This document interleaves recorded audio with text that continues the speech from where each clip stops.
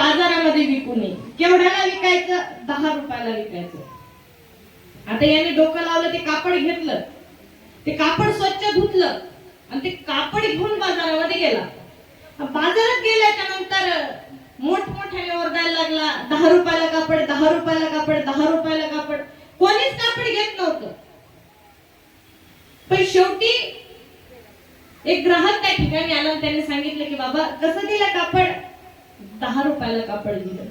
10 रुपये दिले आणि ते कापड घेऊन, ते कापड त्याला देऊन टाकलं. ते 10 रुपये घेऊन घरी आला आणि घरी आल्याच्या नंतर बापाला सांगितलं की बाबा मी आज 10 रुपयाला कापड विकलं. बापाने सांगितलं ठीक आहे. दुसऱ्या दिवशी त्याच पद्धतीचे एक कापड दिलं, सांगितलं हे कापड तो आज 20 रुपयाला विक. कितीला विक?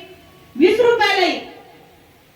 त्या मुलाच्या वडिलांनी सांगितलं 20 रुपयाला विक. मुलगा म्हणाल तुम्हाला येडं लागलं का म्हणे काय?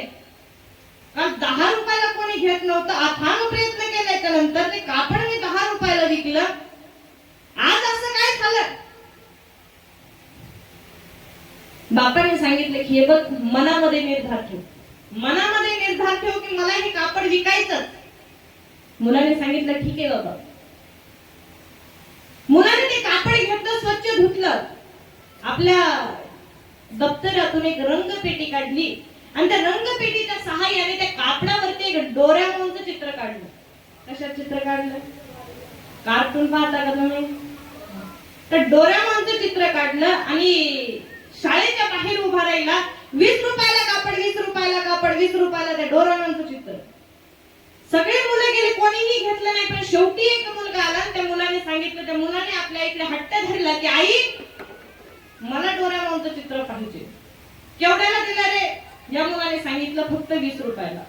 तिने 20 रुपये दिले आणि ते कापड त्या मुलाला देऊन टाकलं. मुलगा घरी आला, बापाला सांगितलं की बाबा मी ते 20 रुपयात कापड विकलं. तिसऱ्या दिवशी बापाने सांगितलं की आता हेच कापड घे आणि हेच कापड 200 रुपयाला विक. येडेगिडे झाले का म्हणे तुम्ही? 10 रुपयाला विकलं, प्रयत्न केले 20 रुपयाला. आता 20 च्या वर कसं काय ते शक्य आहे ते कापड विकणं? 200 रुपयाला कापड शक्य नाही ते. त्या मुलाने सांगितलं, बापाने सांगितलं हे बघ तू 10 रुपयाला शक्य म्हणत नव्हता, 10 ला विकलं, 20 ला विकलं, प्रयत्न तर करून बघ. झाला यशस्वी तर झाला. त्याने सांगितलं ठीक आहे. दुसऱ्या दिवशी त्याने ते कापड घेतलं, स्वच्छ कापड धुतलं आणि त्याच शेजारी ऐश्वर्या राय कार्यक्रमाला उपस्थित होत्या. ऐश्वर्या राय आल्या.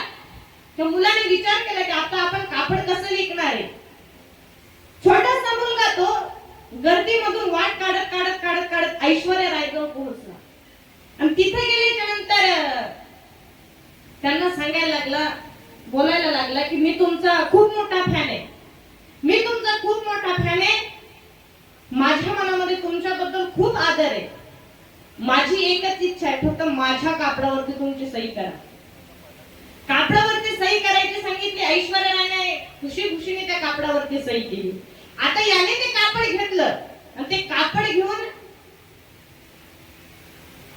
त्या ठिकाणी तो कापड विकत होता त्या ठिकाणी आला आणि तिथे सांगायला लागला, ऐश्वर्या रायने स्वतः सही केलेली आहे, कापड 200 रुपयाला भेटेल.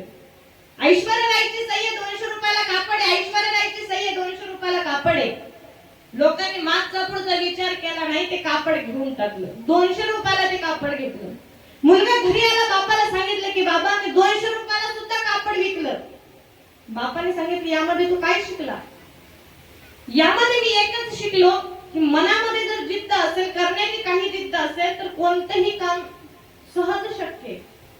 बापाने सांगितलं एवढंच नाही, तुला सांगतो म्हणे की जर आज तू एका सांधीला पडलेल्या कापडाची किंमत 10 रुपयाच्या कापडाची किंमत आज जर तू 200 रुपये करू शकत असेल तर तुझ्याकडे एवढा सुंदर हा मानव देह तुला प्राप्त झाला, एवढा सुंदर मानव देह तुला प्राप्त झाला, मग मला सांग तुझ्या देहाची किंमत अब्जावधी होणार नाही का? ज्या मुलाने 10 रुपयाचं कापड 200 रुपयाला विकलं, तो मुलगा दुसरा तिसरा कोणी नाही तर भारतातला सुप्रसिद्ध बॅडमिंटनपटू झाला. जॉबन राय त्याचं नाव.